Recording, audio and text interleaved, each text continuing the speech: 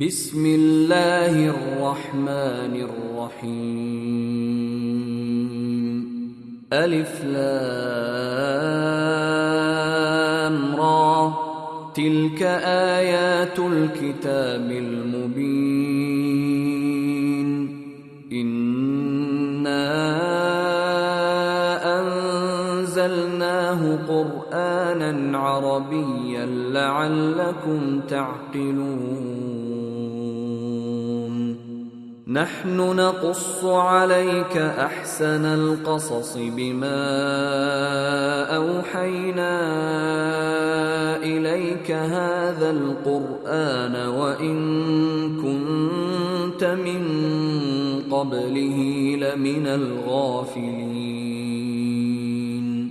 إذ قال يوسف لأبيه يا أبت إني رأيت 11 كوكبا والشمس والقمر رأيتهم لي ساجدين.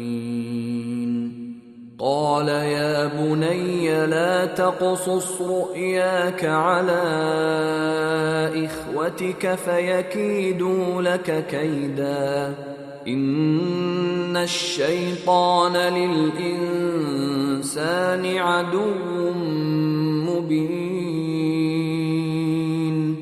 وكذلك يجتبيك ربك ويعلمك من تأويل الأحاديث ويتم نعمته عليك وعلى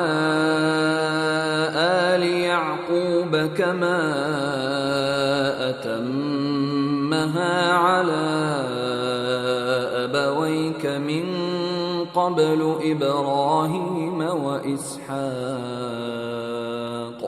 إن ربك عليم حكيم. لقد كان في يوسف وإخوته آيات للسائلين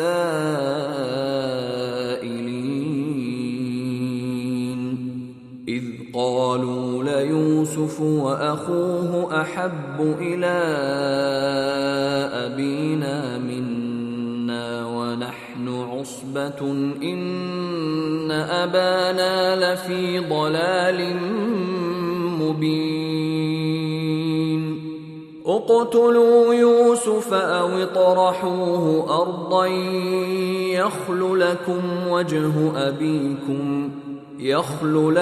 وجه أبيكم وتكونوا من بعده قوما صالحين. قال قائل منهم لا تقتلوا يوسف وألقوه في غيابة الجب يلتقطه بعض السيارة إن كنتم فاعلين. قالوا يا أبانا ما لك لا تأمنا على يوسف وإنا له لناصحون. أرسله معنا غدا يرتع ويلعب وإنا له لحافظون. قال إني ليحزنني أن تذهبوا به وأخاف أن يأكله الذئب وأنتم عنه غافلون. قالوا لئن أكله الذئب ونحن عصبة إنا إذا لخاسرون. فلما ذهبوا به وأجمعوا أن يجعلوه في غيابة الجب وأوحينا إليه لتنبئنهم بأمرهم هذا وهم لا يشعرون. وجاءوا أباهم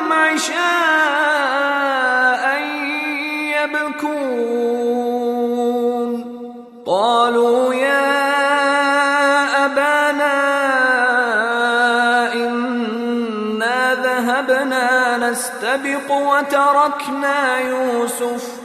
وتركنا يوسف عند متاعنا فأكله الذئب وما أنت بمؤمن لنا ولو كنا صادقين. وجاءوا على قميصه بدم كذب قال بل سولت لكم أنفسكم أمرا فصبر جميل والله المستعان على ما تصفون. وجاءت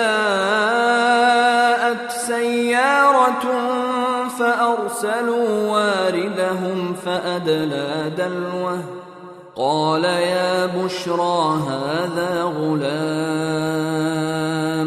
وأسروه بضاعة والله عليم بما يعملون.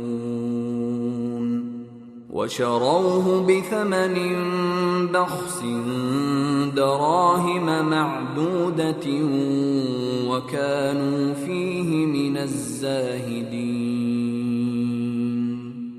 وقال الذي اشتراه من مصر لامرأته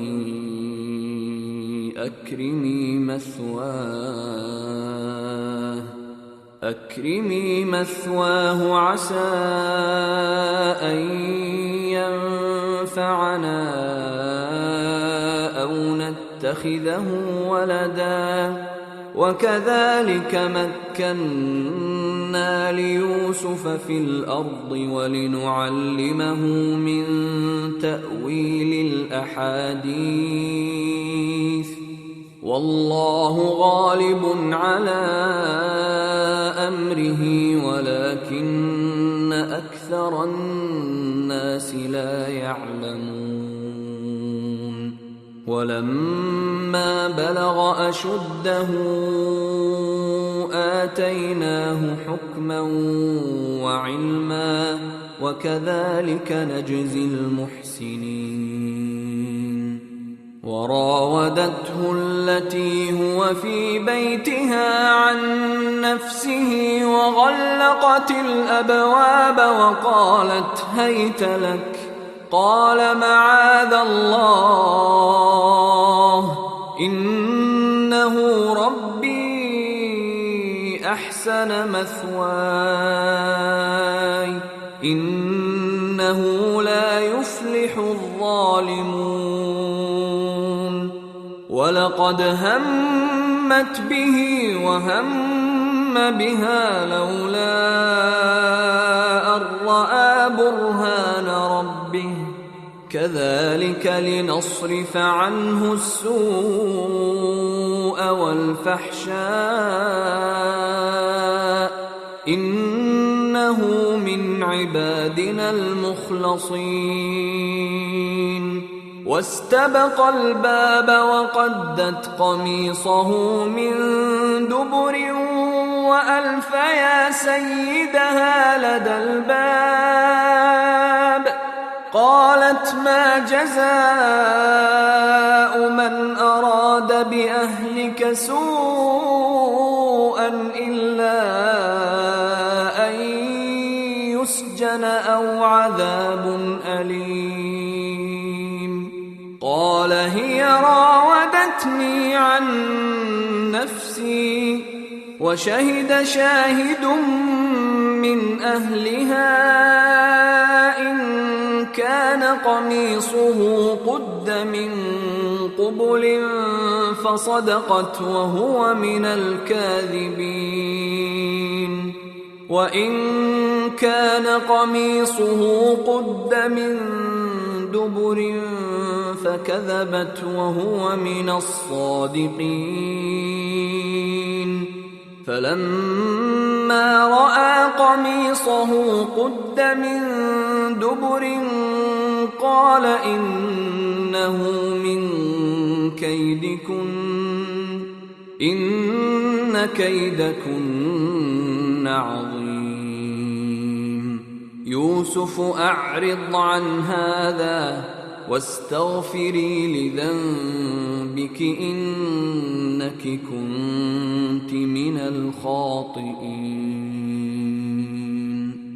وقال نسوة في المدينة امرأة العزيز تراود فتاها عن نفسه قد شغفها حبا إنا لنراها في ضلال مبين.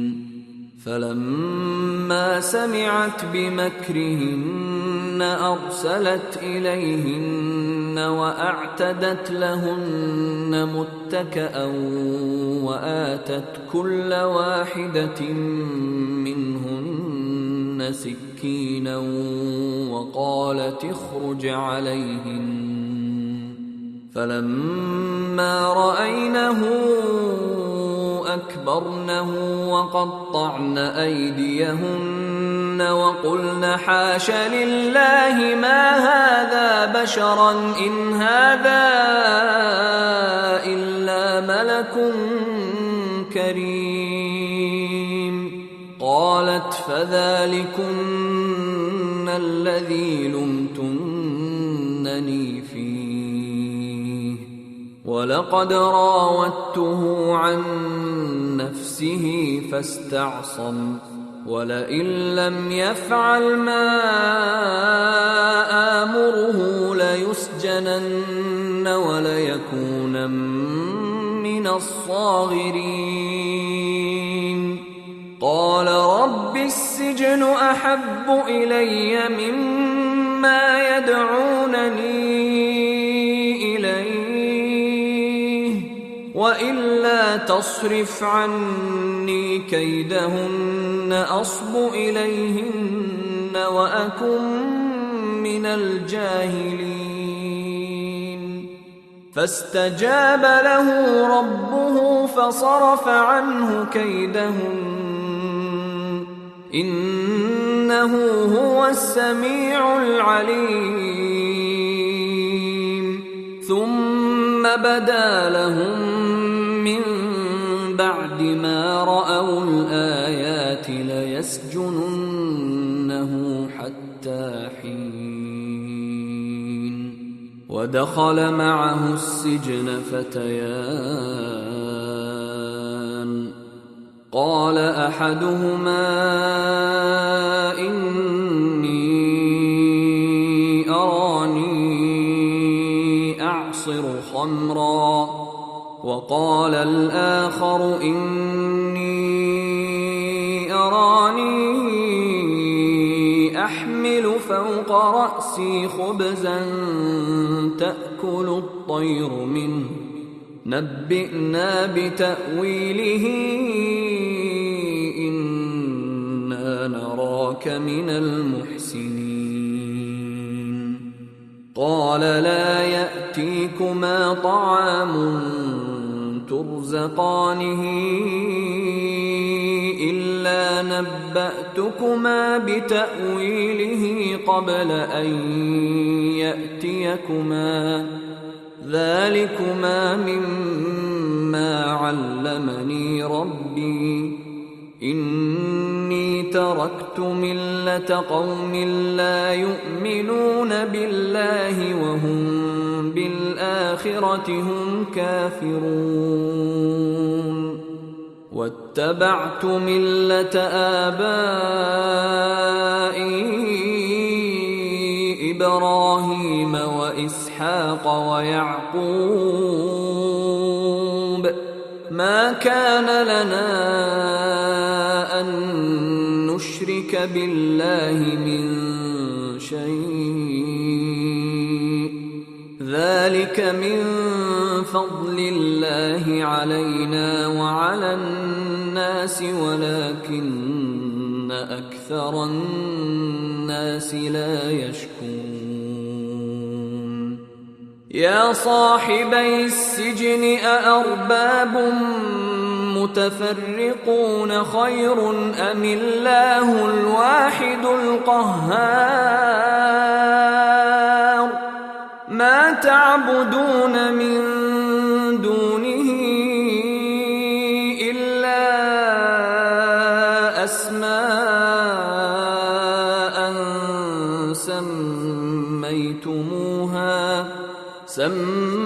سميتموها أنتم وآباؤكم ما أنزل الله بها من سلطان إن الحكم إلا لله أمر ألا تعبدوا إلا إياه ذلك الدين القيم ولكن أكثر الناس لا يعلمون يا صاحبي السجن أما أحدكما فيسقي ربه خمرا وأما الآخر فيصلب فتأكل الطير من رأسه قضي الأمر الذي فيه تستفتيان وقال للذي ظن أنه ناج منهما اذكرني عند ربك فأنساه الشيطان ذكر ربه فلبث في السجن بضع سنين وقال الملك إني أرى 7 بقرات سمان يأكلهن 7 عجاف و7 سنبلات خضر وأخر يابسات يا أيها الملأ أفتوني في رؤياي إن كنتم للرؤيا تعبرون قالوا أضغاث أحلام وما نحن بتأويل الأحلام بعالمين وقال الذي نجا منهما وادكر بعد أمة أنا أنبئكم بتأويله فأرسلون يوسف أيها الصديق أفتنا في 7 بقرات سمان يأكلهن 7 عجاف و7 سنبلات خضر وأخر يابسات لعلي أرجع إلى الناس لعلهم يعلمون قال تزرعون 7 سنين دأبا فما حصدتم فذروه في سنبله إلا قليلا مما تأكلون ثم يأتي من بعد ذلك 7 شداد يأكلن ما قدمتم لهن إلا قليلا مما تحصنون ثم يأتي من بعد ذلك عام فيه يغاث الناس وفيه يعصرون وقال الملك ائتوني به فلما جاءه الرسول قال ارجع إلى ربك فاسأله ما بال النسوة اللاتي قطعن أيديهن إن ربي بكيدهن عليم قال ما خطبكن إذ راوتن يوسف عن نفسه قلنا حاش لله ما علمنا عليه من سوء.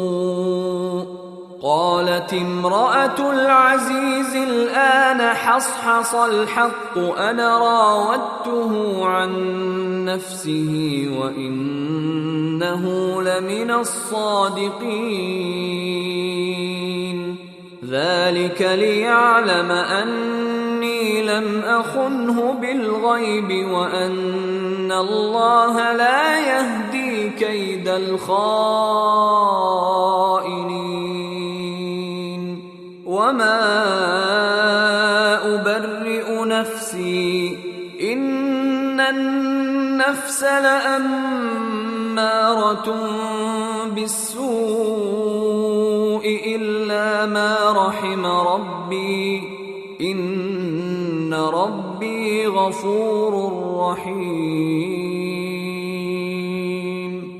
وقال الملك ائتوني به أستخلصه لنفسي. فلما كلمه قال إنك اليوم لدينا مكين أمين. قال اجعلني على خزائن الأرض إني حفيظ عليم.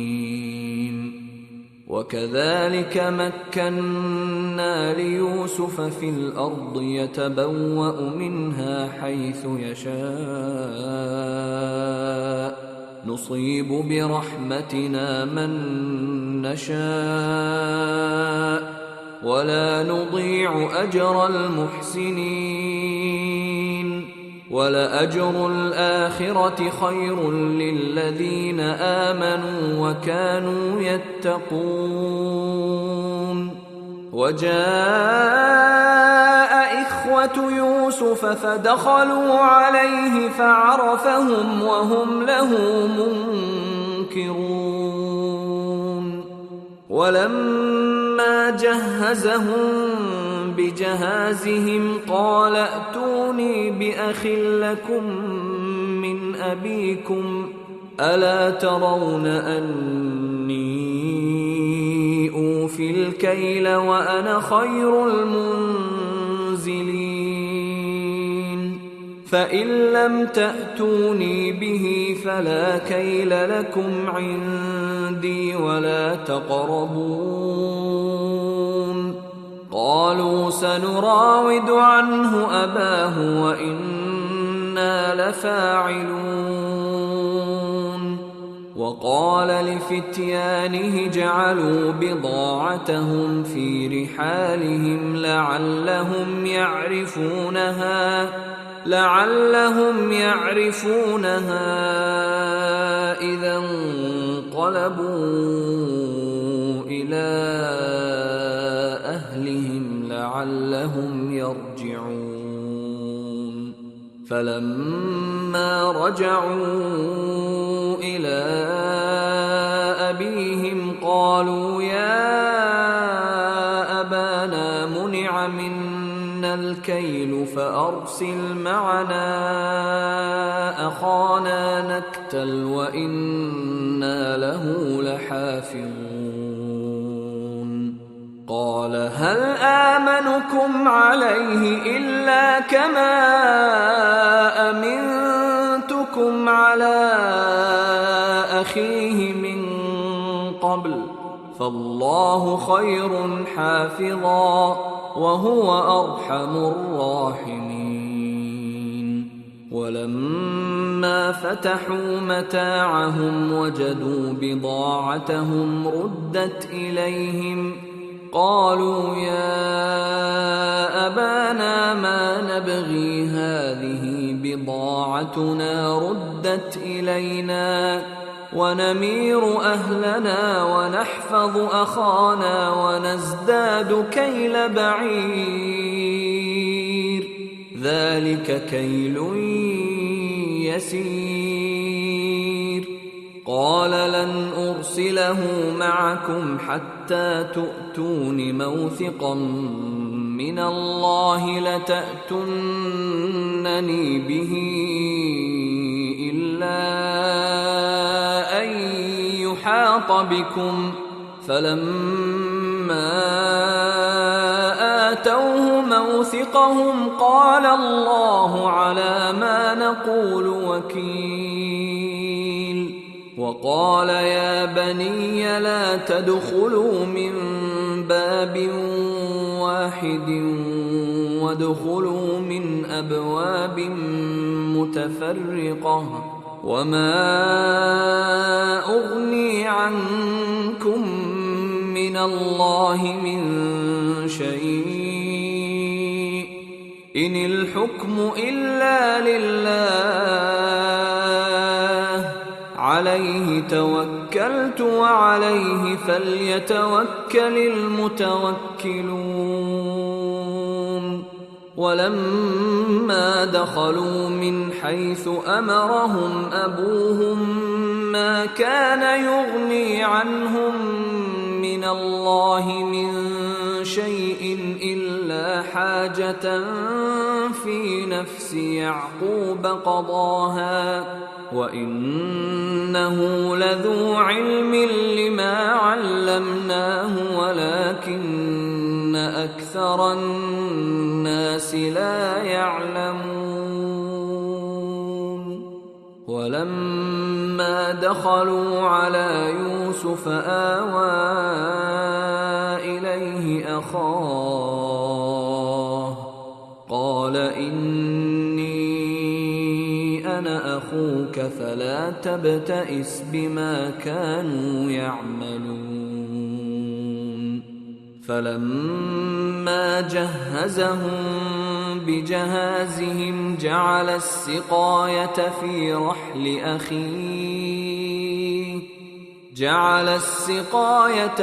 رحل أخيه ثم أذن مؤذن أيتها العير إنكم لسارقون.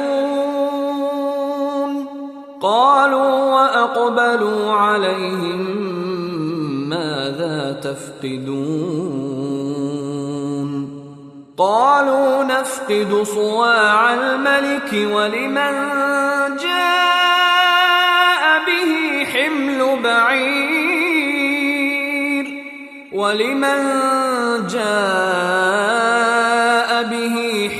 بعير وأنا به زعيم. قالوا تالله لقد علمتم ما جئنا لنفسد في الأرض وما كنا سارقين. قالوا فما جزاؤه إن كنتم كاذبين؟ قالوا جزاؤه من وجد في رحله فهو جزاؤه كذلك نجزي الظالمين. فبدأ بأوعيتهم قبل وعاء أخيه ثم استخرجها من وعاء أخيه كذلك كدنا ليوسف ما كان ليأخذ أخاه في دين الملك إلا أن يشاء الله نرفع درجات من نشاء وفوق كل ذي علم عليم. قالوا إن يسرق فقد سرق أخ له من قبل فأسرها يوسف في نفسه ولم يبدها لهم. قال أنتم شر مكانا والله أعلم بما تصفون. قالوا يا أيها العزيز إن له أبا شيخا كبيرا فخذ أحدنا مكانه إنا نراك من المحسنين. قال معاذ الله أن نأخذ إلا من وجدنا متاعنا عنده إنا إذا لظالمون. فلما استيئسوا منه خلصوا نجيا قال كبيرهم ألم تعلموا أن أباكم قد أخذ عليكم موثقا من الله ومن قبل ما فرطتم في يوسف فلن أبرح الأرض حتى يأذن لي أبي أو يحكم الله لي وهو خير الحاكمين. ارجعوا إلى أبيكم فقولوا يا أبانا إن ابنك سرق وما شهدنا إلا بما علمنا وما كنا للغيب حافظين. واسأل القرية التي كنا فيها والعير التي أقبلنا فيها وإنا لصادقون. قال بل سولت لكم أنفسكم أمرا فصبر جميل عسى الله أن يأتيني بهم جميعا إنه هو العليم الحكيم. وتولى عنهم وقال يا أسفا على يوسف وابيضت عيناه من الحزن فهو كظيم. قالوا تالله تفتأ تذكر يوسف حتى تكون حرضا أو تكون من الهالكين. قال إنما أشكو بثي وحزني إلى الله وأعلم من الله ما لا تعلمون. يا بني يذهبوا فتحسسوا من يوسف وأخيه ولا تيأسوا من روح الله إنه لا ييأس من روح الله إلا القوم الكافرون. فلما دخلوا عليه قالوا يا أيها العزيز مسنا وأهلنا الضر وجئنا ببضاعة مزجاة فأوف لنا الكيل وتصدق علينا إن الله يجزي المتصدقين. قال هل علمتم ما فعلتم بيوسف وأخيه إذ أنتم جاهلون؟ قالوا أئنك لأنت يوسف؟ قال أنا يوسف وهذا أخي قد من الله علينا إنه من يتق ويصبر فإن الله لا يضيع أجر المحسنين. قالوا تالله لقد آثرك الله علينا وإن كنا لخاطئين. قال لا تثريب عليكم اليوم يغفر الله لكم وهو أرحم الراحمين. اذهبوا بقميصي هذا فألقوه على وجه أبي يأت بصيرا وأتوني بأهلكم أجمعين. ولما فصلت العير قال أبوهم إني لأجد ريح يوسف لولا أن تفندون. قالوا تالله إنك لفي ضلالك القديم. فلما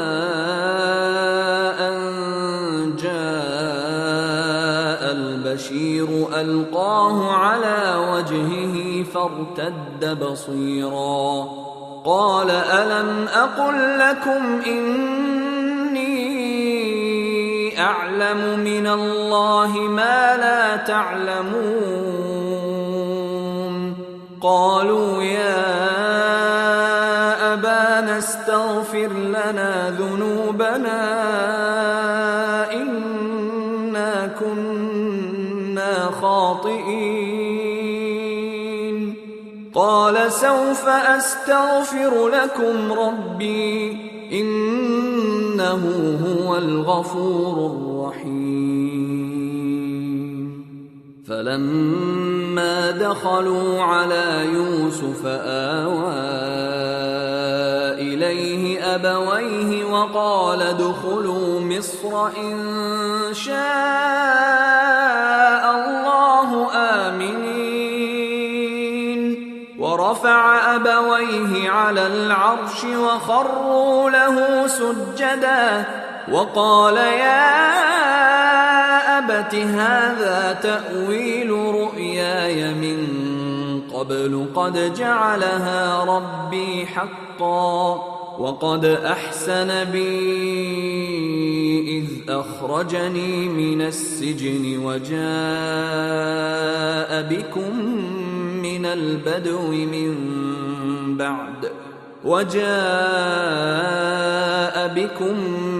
البدو من بعد أن نزغ الشيطان بيني وبين إخوتي إن ربي لطيف لما يشاء إنه هو العليم الحكيم. رب قد آتيتني من الملك وعلمتني من تأويل الأحاديث فاطر السماوات والأرض أنت وليي في الدنيا والآخرة توفني مسلما وألحقني بالصالحين. ذلك من أنباء الغيب نوحيه إليك وما كنت لديهم إذ أجمعوا أمرهم وهم يمكرون. وما أكثر الناس ولو حرصت بمؤمنين وما تسألهم عليه من أجر إن هو إلا ذكر للعالمين. وكأي من آية في السماوات والأرض يمرون عليها وهم عنها معرضون وما يؤمن أكثرهم بالله إلا وهم مشركون. أفأمنوا أن تأتيهم غاشية من عذاب الله أو تأتيهم الساعة بغتة وهم لا يشعرون. قل هذه سبيلي أدعو إلى الله على بصيرة أنا ومن اتبعني وسبحان الله وما أنا من المشركين. وما أرسلنا من قبلك إلا رجالا نوحي إليهم من أهل القرى أفلم يسيروا في الأرض فينظروا كيف كان عاقبة الذين من قبلهم ولدار الآخرة خير للذين اتقوا أفلا تعقلون. حتى إذا استيأس الرسل وظنوا أنهم قد كذبوا جاءهم نصرنا فنجي من نشاء ولا يرد بأسنا عن القوم المجرمين. لقد كان في قصصهم عبرة لأولي الألباب ما كان حديثا يفترى ولكن تصديق الذي بين يديه وتفصيل كل شيء وهدى ورحمة لقوم